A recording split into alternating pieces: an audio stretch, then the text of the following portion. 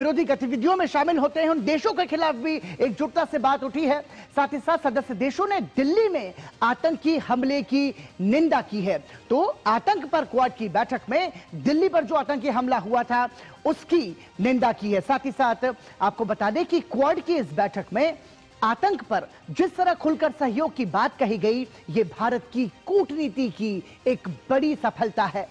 यह बैठक इतनी अहम क्यों थी, यह समझने के लिए जानना जरूरी है कि क्वाड आखिर क्या है। आपको बता दें कि क्वाड भारत, अमेरिका, जापान और ऑस्ट्रेलिया का एक समूह है।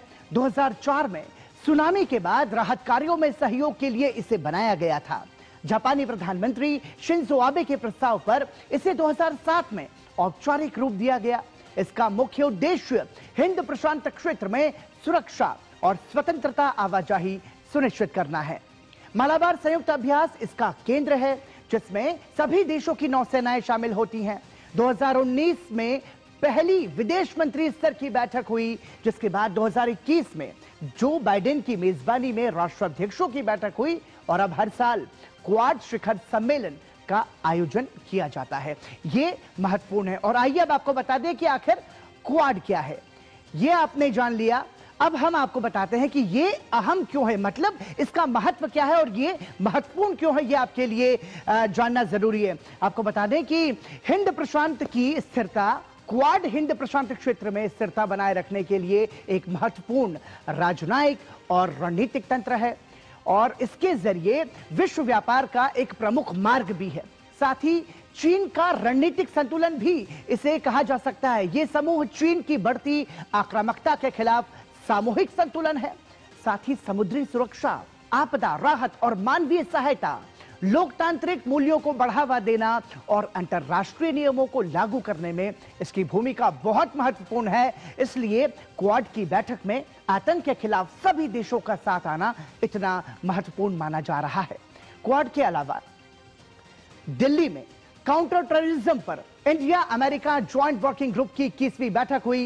इस बैठक में भारत की तरफ से संयुक्त सचिव डॉक्टर विनोद बहाड़े और अमेरिका की तरफ से काउंटर टेररिज्म ब्यूरो से मोनिका जैकबसेन शामिल हुई।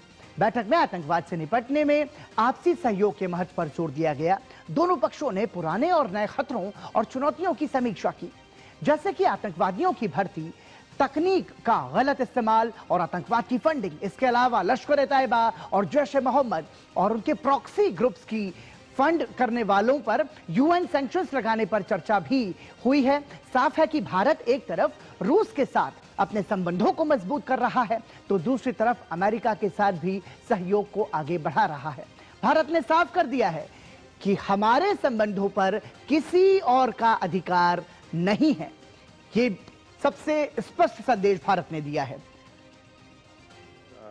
Relations with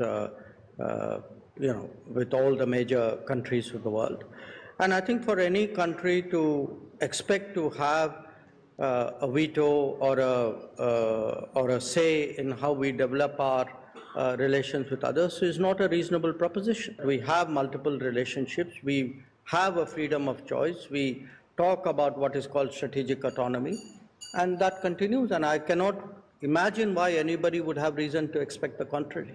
I mean, even Russia's own relationship with China or US or Europe has had its ups and downs. Our relationships with many of these countries have had it so. We have a very substantive relationship with many European countries. In the case of Russia, what had happened for a variety of reasons, I think they visualized the West and China as their primary economic partners. So this visit in many ways was about reimagining the relationship. तो quad की बैठक में महत्वपूर्ण फैसला आतंक के खिलाफ लिया गया है और एक तरफ भारत क्वाड और अमेरिका के साथ आतंक के खिलाफ मोर्चाबंदी कर रहा है, तो दूसरी तरफ एक मंच ऐसा भी है जहां मजबूरी में ही सही पाकिस्तान को भी आतंक के खिलाफ भारत के साथ खड़ा होना पड़ रहा है। एससीओ के आतंक विरोधी अभ्यास में भारत और पाकिस्तान की सेना शामिल हुई।